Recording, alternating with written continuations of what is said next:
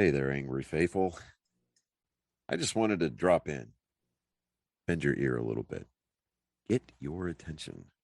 So if you're not listening, drop what you're doing and pay attention to me because I'm here to inform you that not only can you get your daily, maybe if you're binging it, I'm not sure, that's entirely up to you, but you can multiply your doses of angry me fuckery by paying attention to all of the platforms upon which you can find either the dulcet tones of my voice and David's voice or my pretty face and David's not so pretty face. Anyways, digressing, we not only on we are on YouTube, we are on Spotify, we're on Rumble, we're on Google, Apple Podcast. We have a TikTok page. We're on Twitter, Instagram, and of course Facebook. So if you find yourself fuckery deprived, curl up with a nice hot mug of shut the fuck up and just listen. Open those ear holes and be prepared to be cream pied like it's the first time. Thanks for listening. And welcome, Angry Faithful. Today, again, we're at O'Brien's Bar, and we're doing I think they call it like a swap cast. They have so much terminology for podcasts and everything. But I'm here with Cynthia Anderson, and we actually talked about this last week and last episode on my podcast that we were gonna do a dating one. The whole reason why I wanted to do it was when we were young and everything like that, like in our 20s and everything, the stuff that we didn't have. I'm still young. 40 is the new 20. Don't care what you say. Dating still sucks. Okay. And I've said dating does suck. Worse now because now you have an extra 20 years of fucking bullshit that they went through before they found you. That, and you end up getting like the bottom of the rung that nobody wants anymore. Or didn't want to have to... millionaire who wants to hide you in his fucking house and give you everything you want so that you don't work and have any sort of public contact. That's bad. But you go out, you have like... It's been like 3 years since you dated, you decided to date again. It doesn't matter who it is, you just go on a date. She ends up being in a wheelchair. She ends up telling you she just got out of jail because she was trafficking meth. Nice. Yeah. And that would be why TABC is the Texas Liquor Police. We have our own alcohol police department. If you did not know and were not aware, that would be TABC. TSA, definitely, I've always wondered why they would feel up on them fucking people in the wheelchairs. Yeah. We made it past the 60 seconds. Oh, okay. Sorry, guys, I apologize. I do say that word a lot more than it actually happens in my life. Like, that might be why I say the word all the time. I find new ones. Like shit pump. I got that from another podcast. He had a Canadian infantry woman on, and she used that all the time. And this shit pump here. I'm like, that's a new word, and I'm using it in my vocabulary. Thank you, ma'am. It was so funny. I came in today, and I had to be mother hen and treat like a 60-something-year-old man like a first grader because of his inappropriate behavior. I don't know. Anyway, he asked if he was barred, and I was like, not if you can fucking act right. I was like, you work here, but if you can't act right, that means you can't fucking drink here. And then I sat down and was talking, and there was another customer here, and he goes, she hasn't said fuck in like 4 sentences. I'm surprised. I'm used to it. It's literally become like a filler word, but it fits. Like, there is one thing that panned out from one of the what'd you call it? What was it? It was if you're intelligent, you use curse words a lot. I'm like, I don't see it, but I do use all kind of vernaculars just to describe. Because fuck's one of those words you can describe everything with. Right. Get that fucker over over there, and fuck that bitch over there, because she's a fucking cunt. Right. I mean, it's so they have a thing on Netflix on the invention of the curse word or something like that. I think Rob. What? What is it? It's a documentary series of the Anyone's Up. The guy invented a website where anyone could. It was an easy submission form. We would go on there and post nudes of their exes and all that. What ended up happening was he paid a hacker to hack into people who didn't send nudes out, that had pictures on their emails and whatever, to hack their phones and send them the nudes onto the website without consent or anything. That's how they got them. The website was shit, but there's no legal obligation for them to do anything. I was talking about curse words, but okay. I thought you said the worst person hearing it. Oh, well, we No. said fuck, and he went straight to I had people my earbuds illegally in. uploading nude photos. I was like, He's like, I know where's that he going website." with this? Oh, I heard Where's he going with this? I heard word This is, for I, word. I was like Also- I was totally into it though. I was like, It's I don't on know where he's Netflix. going with this, but I'm here. I thought he like produced the show or something like that, and I'm like, dude. I watched Those it. of you listening while driving, because they've had this situation before, please buckle your seatbelt, keep both hands on the wheel, and face forward while driving. Yeah. No, crash your Because car. this train's already going to derail a couple of times. We don't need you derailing too. Yeah. Okay, You know how many right, times? right at You know how many times it's for the last 2 years of doing this podcast, I've just driven off of rails every time, and there's sometimes I don't even know where it's how to get back. We've done it with me on here. Yeah, everybody said the same thing. It's like, how do you have a subject, right? Yeah. No. Do you go with it? Sometimes. Yeah, some- I'm sorry, I misheard. I thought you were talking about the documentary on Netflix. But wrong documentary, bro. Wrong documentary. yeah, we were talking about the invention of the curse word. We were talking about the word fuck. No. Yeah. I heard, What the fuck's up, Brent Maples? What's going on, man?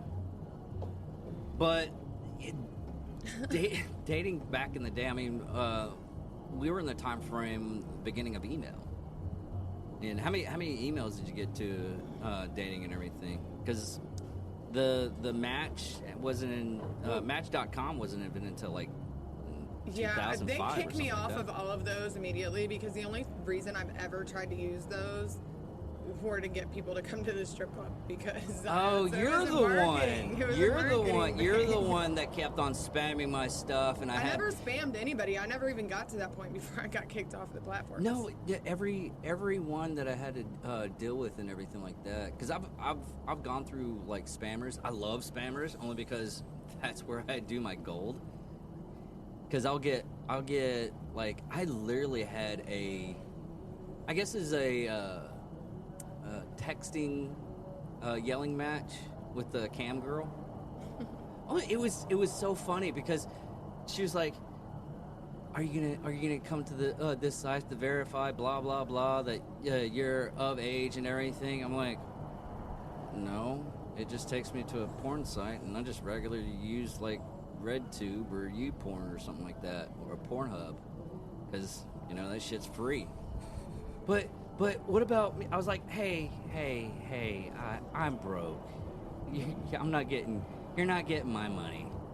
And she literally was like, after that, she was like, well, you're a piece of shit, blah, blah, blah. We're trying to save money? Actually, that should be like a positive. If you're trying to get with somebody, you're trying to save money to, be in a safe and warming, healthy relationship. Secure, there we go.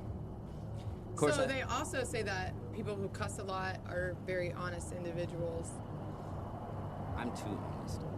'Cause I say can't something. even lie to save my face. Like if my fucking mouth doesn't say it, my face says it. Like people have literally I've been at the bar because I'm a bartender, and people have looked at me and said, "Why did you just look at me like I'm fucking stupid?" I was like, "Oh shit, I said that out loud." No, I actually didn't, but my face definitely was that because that was the exact word for word thought that I had in my mind that he telekinetically or whatever heard, and I was like, well, the shoe fits. Most of the time, I don't even talk.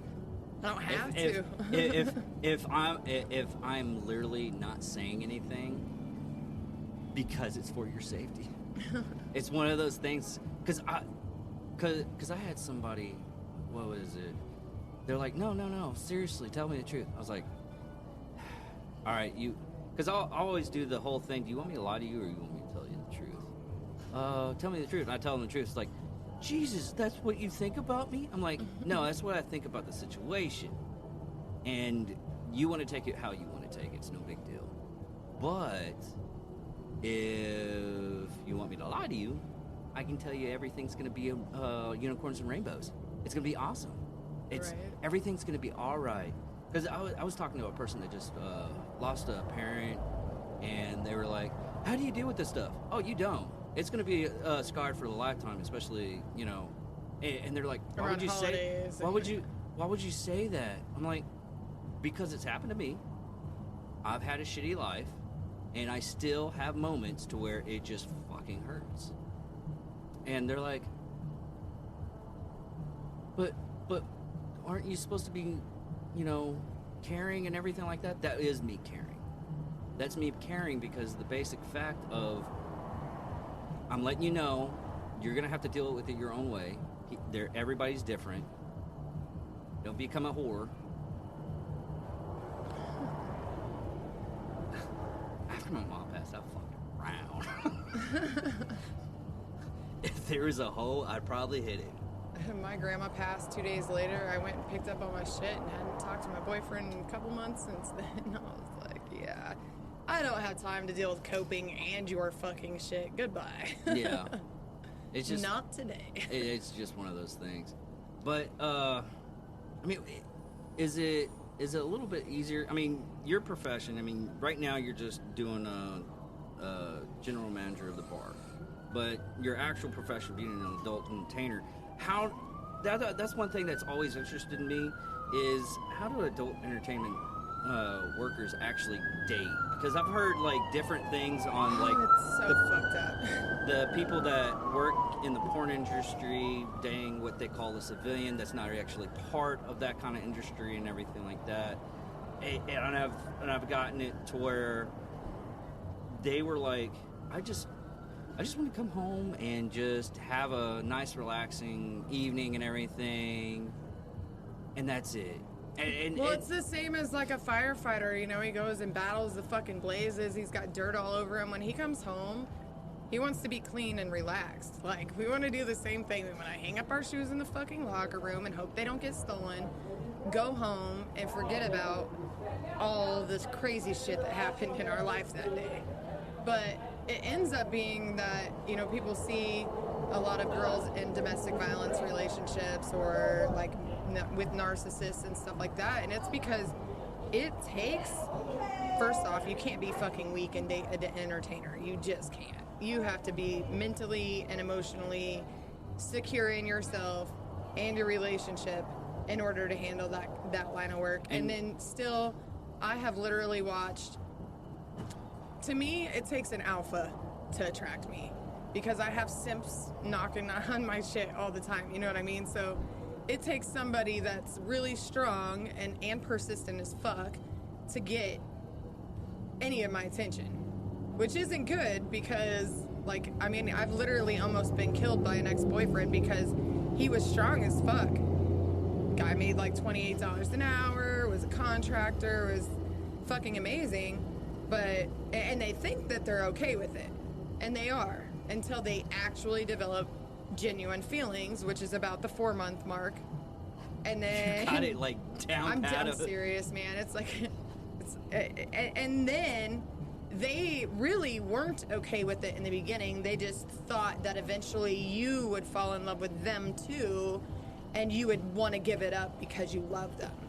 It's not, they're never okay with it. They learn how to cope with it, but they're never genuinely okay with it. I watched a strong-ass individual become weak as fuck, quit his job because he thought I was cheating on him, but I'm home all the time. Literally, if I'm not working, I'm at home. Same here. If I'm not working, I'm at home. I'm not out doing anything else, seeing anybody else. I don't even respond to people in my inbox unless it's business. Like, I don't. And that ended to where, like, he almost killed me. He literally broke in my house like 6 o'clock in the morning, a month after I blocked him on every sort of media outlet. I mean, if I blocked him, he'd just find a new one. And I had finally, the only thing he could get through me with was my email. And I just sent him to the spam folder. I just never saw it, so I wasn't attempted to reply to it. But I woke up one morning thinking my dog got out of the kennel, and there's this like 6'1" big ass motherfucking dude who I told to stay away from me standing in my hallway. My kids are home, and I'm like, this isn't gonna end well. And I just kind of was like, well, shit, we're sleeping. My kids are in my bed. I guess if you want to watch us fucking sleep until my kids go to school, more power to you. I don't even know why the fuck you're here, but I'm not gonna fight you to leave and wake my fucking kids up so they have a shitty day at school. Man, after my kids left, thank God I have 2 phones because I had hands around my throat and all sorts of crazy shit. I never pressed charges on him because... Why not? Well, my uncle was the chief of police in town at the time, and if he came back, it wouldn't have been good for him. But if I had pressed charges on him, he probably would have sent a hitman. Like, he was fucking obsessed. I've never got that, that obsessiveness.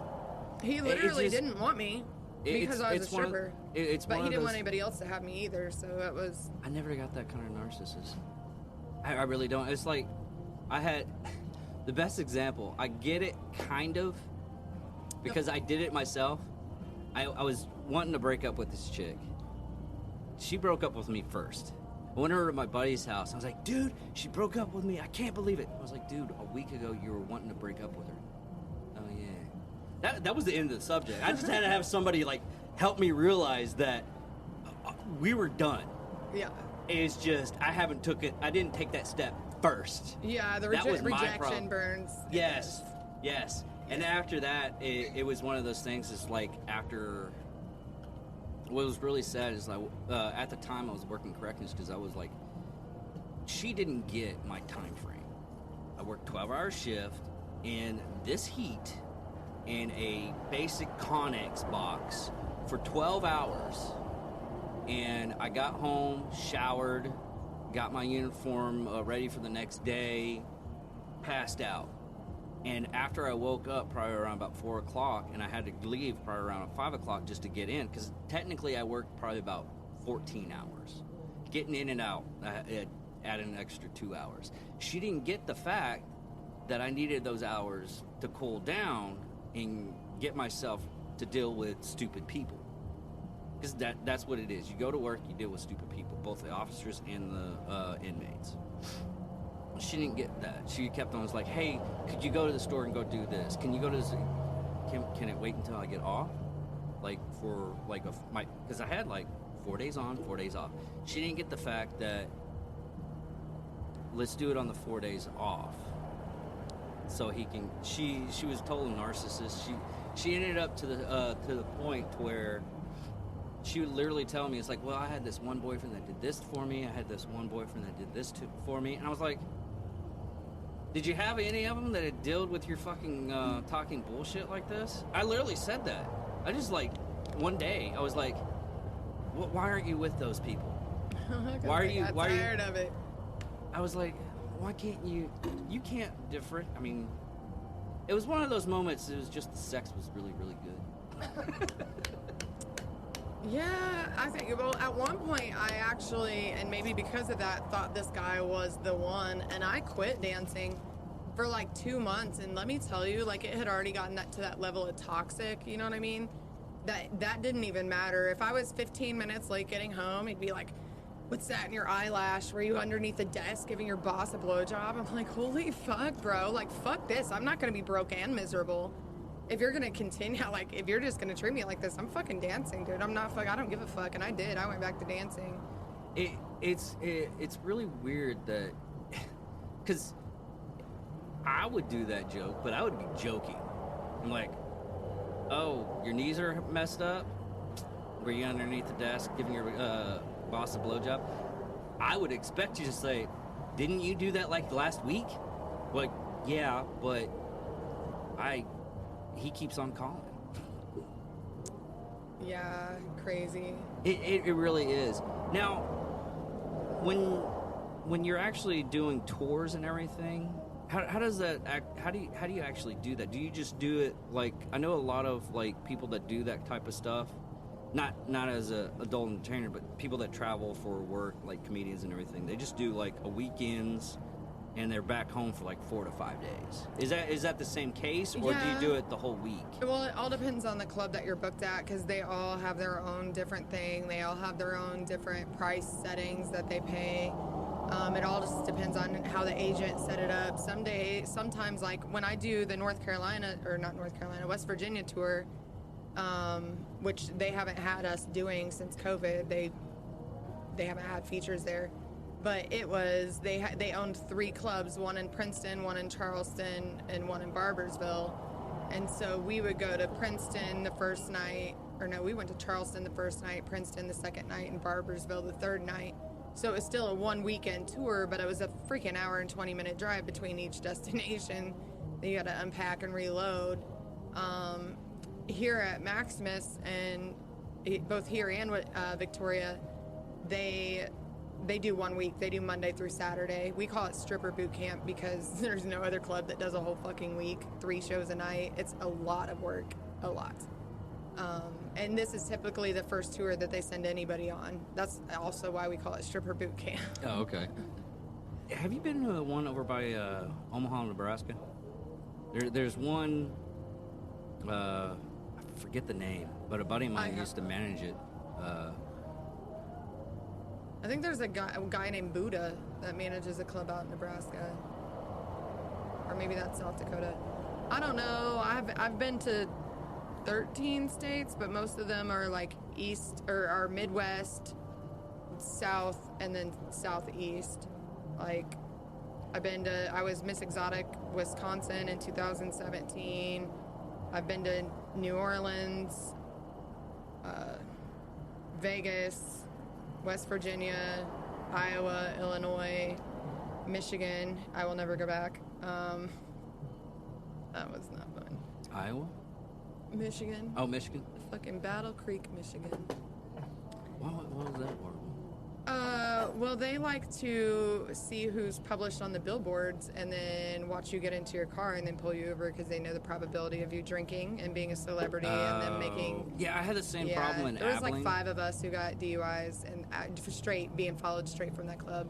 And I have drank for 20-something years and I hadn't even drank that day. I was deliriously tired, and the customers started basically starting an indoor riot. Why'd you hire a feature that doesn't fucking drink? How do you plan on even making your money back? Blah, blah, blah, blah, blah. And they kept on going on every time I get on stage. Well, the last time, they had just ordered around, so I just went over and grabbed all 4 shots and fucking took them. I was like, fuck you, I drank your fucking alcohol. You done bitching now?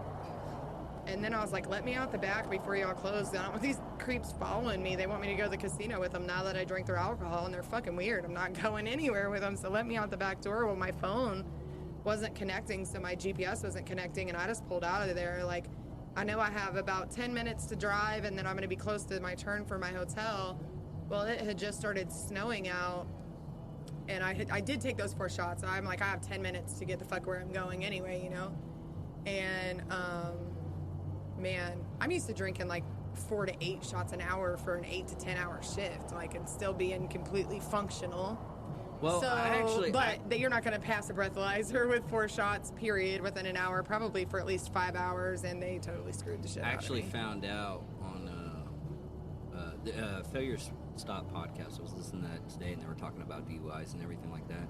They said, in all reality, you should stop and you can't judge it yourself, but you should stop at 0.5 because you're coherent enough to know that you shouldn't drive. At 0.8, you start to believe that you can drive. That's the actual dangerous thing. And a lot of places are actually thinking about lowering the alcohol, what do you call it? That's literally 1 drink an hour. Yeah. And you can pass. Literally 1 drink an hour. Do you know anybody that comes to a bar and drinks 1 drink an hour? I do it because I don't like the hangovers, and I just ease into it. I stopped drinking that like that when it was early 30s. I couldn't. Very rarely do I even drink anymore. If you drink more than 1 drink in an hour, it takes up to 5 hours for it to leave your system. that was another thing that I was actually thinking about. See if I can actually get the stuff for here in town is an IV bar. What is that? They have them in Vegas. It's where you get like super drunk one night, and the next day you go to the IV bar, and they hook up an IV onto you, like one or two, boom, pepped up. They have liquid IV in the Kool-Aid section of Walmart. That doesn't work all the time. It's a powder you put in your water. It's got all the man, that thing saved my life on my last tour down south. Really? I don't get hungover. If I drink one before I start drinking, and then drink one when I'm done drinking, and drink another one in the morning, I'm completely fine. Yeah. I might still be a little bit drunk, but I'm not hungover. But the same thing, because I was talking to a couple of people when I was in the military. They were talking about Korea and the juice girls, where they get like a cutback from getting the guys to drink and everything like that. Is this the same thing here? Well, we used to have a lot of clubs that would do what they did. They called ladies' drinks.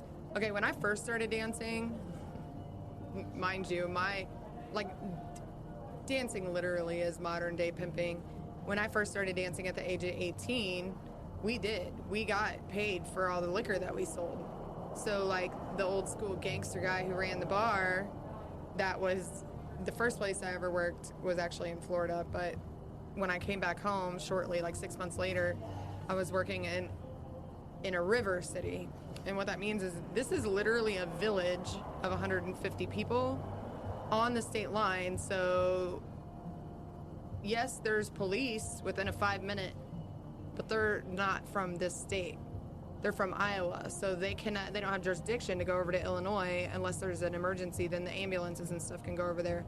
They don't have it because The Yankton's a closest border city town. is like 40 miles away. So unless there's highway patrol, it can take up to an hour for you to get a response. Oh shit.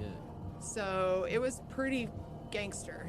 And like he would have plates of cocaine in the back. If you get too fucked up, he'd be like, bitch, go do a line, sell some more fucking liquor. Jesus. Like that's what I grew. Yes. There are not very many places like that anymore, thank God. But yeah, I mean that's the old school shit that some of these Yeah, fuck that. dive bar unregulated. There's definitely a difference between a strip club and a gentleman's club, and that would be one of the differences. Oh, okay. They're more or less peddling the women like prostitutes. Did the women peddle themselves? Are you fucking kidding? Like they're like, oh my God. Yeah, that's why I work at gentlemen's clubs, by the way. But going back on the dating stuff and everything like that. So because of the adult, from what you're saying, because of the adult entertainment that you do, you mainly use that to get people to go to your Oxford Foxtrot stuff and your other stuff, or do you? Man, I haven't even been on there since like last July. I haven't had time for it. Like this is like, I mean, I've done a lot of work. When I first came here, everybody that came to this bar was like Uncle Daddy, white trash, hillbilly, think they're in an episode of Yellowstone because they live in Texas. Every word's a fucking fight word, and then we're gonna get so drunk we don't remember what the fuck we're doing. We're gonna beat up whoever fucking talks to us type shit. I'm telling you, it's taken a lot of mental, emotional, and physical work to get this place. And I had a conversation with one of the owners earlier today because I had a situation with a customer that's been here since the damn place opened, and he's one of maybe 5 that still come here that were here before I came here, because I've kicked the rest of them out, literally all of them. And I'm like, this person used to have the Spotify password, and I went like 4 times to change that password, and he fucking keep getting it back. And I'm like, finally it made an entire bar full of people leave, because he'll turn it on, play one song, and fucking leave, and he deleted the whole queue.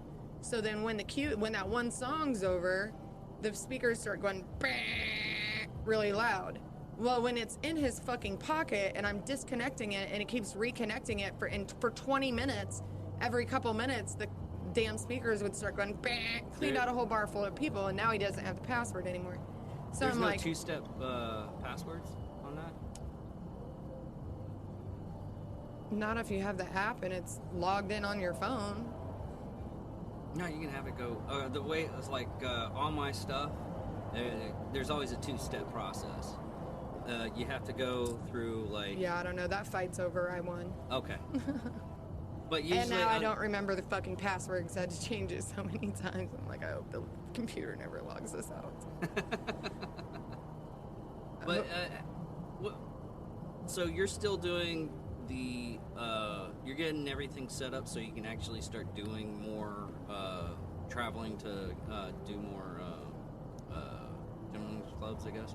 Yeah, I'm wanting to. I mean, I'm at the point where I don't really need to, but it's a good paid vacation. I literally get paid to go party and have fun. I travel all over the country and get paid to party and have fun. See, that's one thing. Well, I'm kind of one of those people. I have a different style of fun because I do my archery. I go out hunt soon as September hits up. Why is it? I think I just accidentally. That's all right. No, it was going red, so you can just record again. Yes. Yeah, I can merge them when I actually create the episode. Yeah.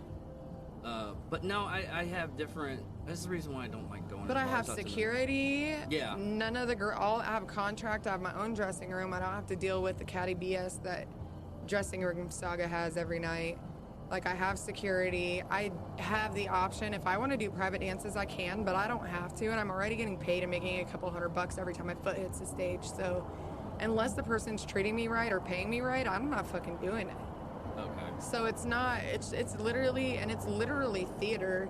And how we were talking last time about for a lot of entertainers, if they last in the industry, because not a lot of girls last in the industry, it either washes them up, eats them out, you know what I mean, because of them having to use coping mechanisms to deal, or they grow through that downfall and it's a therapeutic thing for them. Like, a lot of them have been molested or stuff has been done to their body that they didn't have consensual stuff, and now they have the power to, no matter how much I turn you on, you're going to keep throwing your money at me, and if you touch me in a way I don't want, this bouncer's going to beat the fuck out of you. Yeah, it's basically the same thing as what we were talking about last time about the BDSM stuff. Right.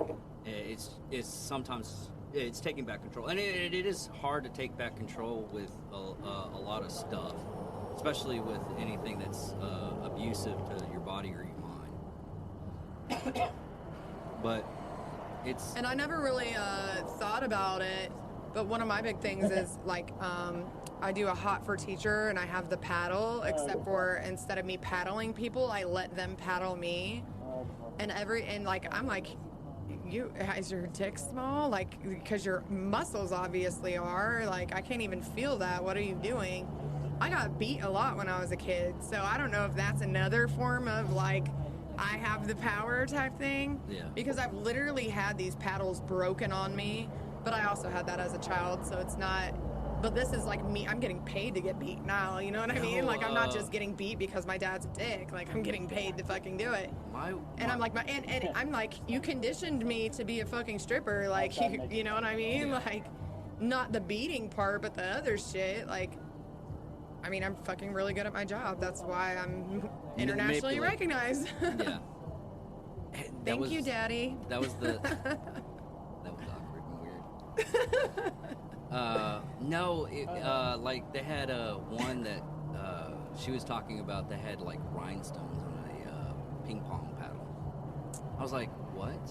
Dude, I had a motorcycle club that they had a leather worker that carved their clubhouse logo out, and so whenever I went to their place to do, that's what they hit me with. So when I would get done, I would just have a bunch of their fucking logo all over my head. At least it's not permanent. Right? But another thing is what happens when you decide when you actually want to stop doing it? Because I know some people, they go into like Here's the 50s. thing. I mean, some of our... Okay, so that's... If you make it until you are considered retirement age, that's when your big money's going to come in. Because that's when you've been in the profession long enough. Like that's literally when most of these girls end up being showgirls and end up getting agents and end up getting contracts and booked by clubs to come be headliners. There's a real big fetish of men wanting older women, especially the men that come into places like that, because they don't want to feel like they're predators. And you go in and you have the option to dance with a 40-year-old woman that's only 20 years younger than you, or dance with a 21-year-old woman that's 40 years younger than you. You're gonna pick the 40-year-old woman. See, I never even thought about that. It was just one of those things that you just you look at and you see how far they actually go on stuff, and then they actually do 100 times better at the stuff. I just never even thought about that. Yeah, and I didn't even think about it until I started realizing that most of the features are, they're OGs. They've been in it. They've been seasoned. They know the business. They know the business enough to know how to handle themselves professionally. They don't have to worry about you getting drunk and beating up the whole fucking dressing room because you're mad about some customer for the night. And a lot of women, they don't make it until they're older for a couple reasons. One, it becomes something you're just sick of dealing with.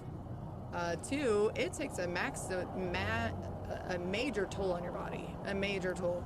My neck's fucked up because I used to be the wild young entertainer that would get so fucked up and party so fucking hard and turn everybody up so much that I'd fell on my head off the fucking pole a couple times.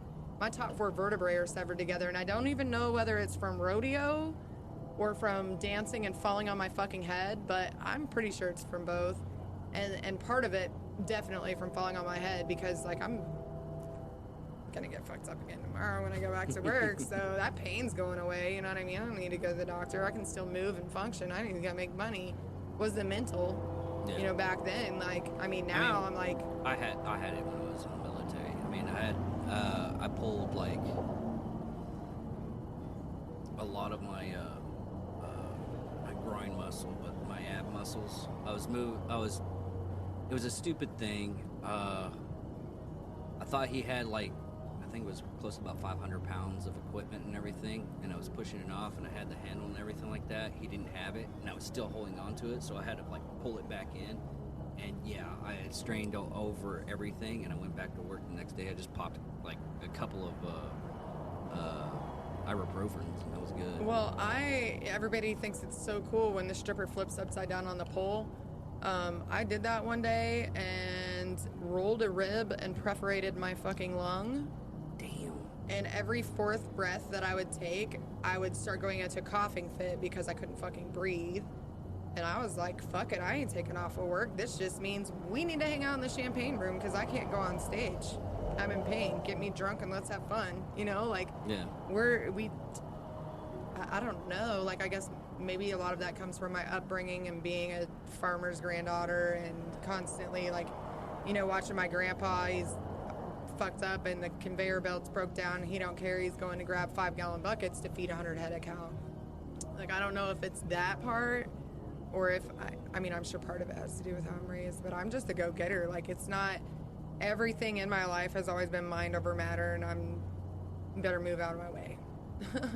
It's not going to stop me, and if you're trying to, you better move. I just like the saying that people ask me. It's like, are you tough? I'm like, well, I did hold a flashlight for my dad for when he was trying to work on a car. So, yeah. Man, I helped my mom pull apart cars and rebuild them.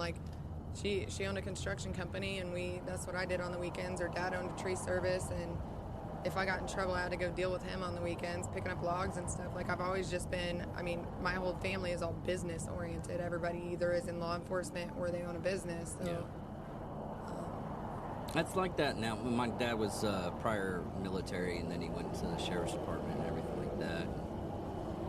We usually, I had anything wrong with the car, I had to fix it. It's like, hey, that's your car, fix it. And the only reason why I got rid of my 1978 Chevy Impala is because I forgot to tighten the fuel line tighter than it should, and the car kind of, went into burst into flames. Yeah, so some of the crazy, I won't go anywhere in public with a stranger. So typically I would either be like, come to the club or come to this club because it's public. Yeah. I'm not going to go to a strange, I don't even go to a strange environment by myself, let alone with a stranger that the owner doesn't know me or security doesn't know me or somebody doesn't know me because, I mean, and I did this before anyway. Like, I try to or not draw attention because I'm not an average chick. I mean, I'm not the most beautiful person, but I have an energy and an aura about me that turns heads and draws attention. You mean to tell and me- whether it be positive or negative, I don't want attention. If I'm going out, it's because I want to enjoy an atmosphere that isn't the same atmosphere. I mean, there's sometimes, and it's funny because I used to.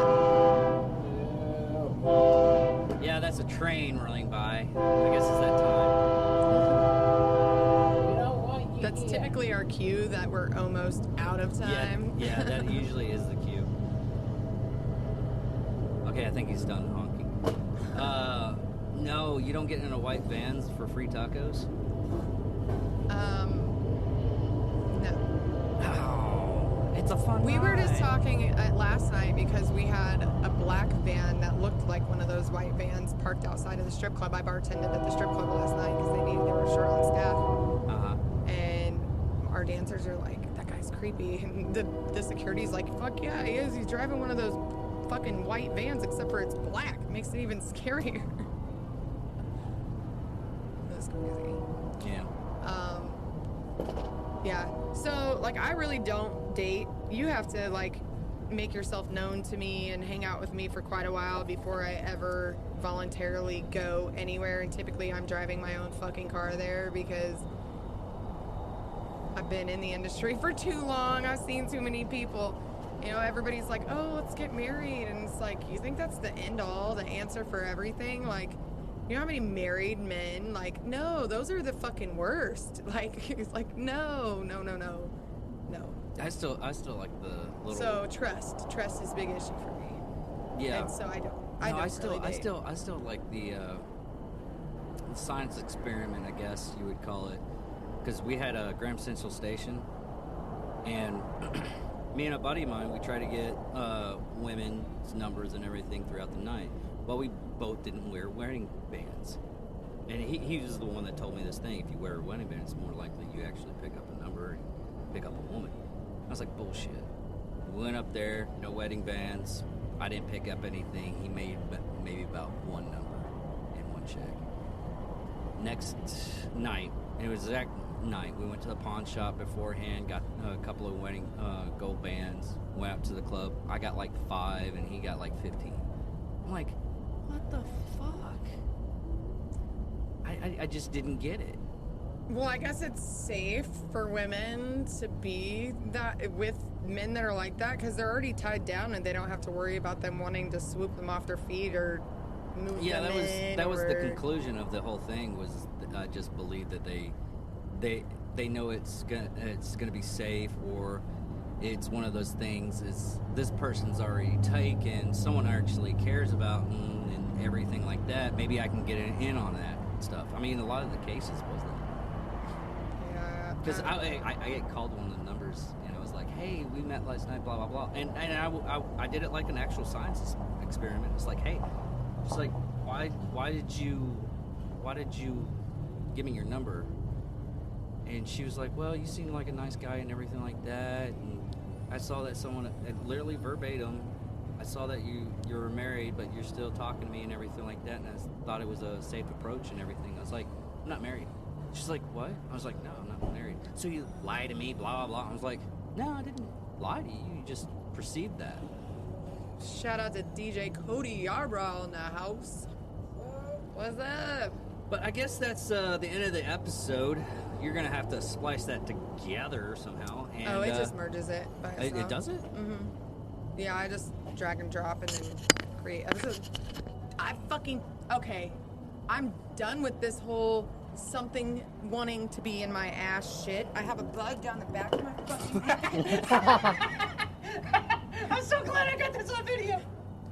Oh my god. Hi. Oh my god. This is fucking hilarious. She's literally chugging in her ass to get this goddamn bug. Oh my god. I thought I felt something. Did you see me put my hand back there a minute ago? I was like, And then I was like, no, there's something biting my fucking ass right now. Last week it was tons of pieces of hard wood that then became moist before I pulled them out of my fucking ass. Because I sat out here on this picnic table I think you might have to sand this thing down again or something. and get a bug net for next week. Yeah. I'm gonna pay for her. I'm going to chop this up and I'm gonna put it on the Angry Me Blooper fan reel. page on Facebook and on Instagram. You are gonna see her digging her ass trying to get that fucking bug. That is awesome. That is awesome. I got work I have to do now. Great. This is your hostess of the night, the fucking bar manager of fucking... O'Brien's digging her ass. But anyways, I'm She's David. a stripper! Look, you can't take it out of her. No, you know what's really sad is last episode when you're wearing the sports bra and everything. I was gonna tell you this off air, but fuck it, you know, I'll tell you now. I literally was looking at your chest and I was like hoping your tits would not fall out because they just looked like they're about to fucking fall out. I was like, I had a good don't bra on. don't you fucking do it. That's I was what like those- literally that's what those telling you. push-up bras do. I am 40. That was definitely the bra. I was literally, that was the only thing I was thinking. I was like, don't you fucking come out of here. You stay in there. They don't pay us enough to Oh edit. my goodness. Oh. Well, glad you don't actually that have an wraps it editor. up. It'd be We are going to flipping go you off in if and you enjoy some drop open in. mic comedy. We have the podcast if you want to come listen live on the patio every Monday at 8 p.m. Central Standard Time, or comedy. Open mic comedy starts at 9 p.m. Central Standard Time every Monday. So that's it. I'm David Dickerman. Thank you all for listening. This is also Cynthia Anderson, and we are out of here.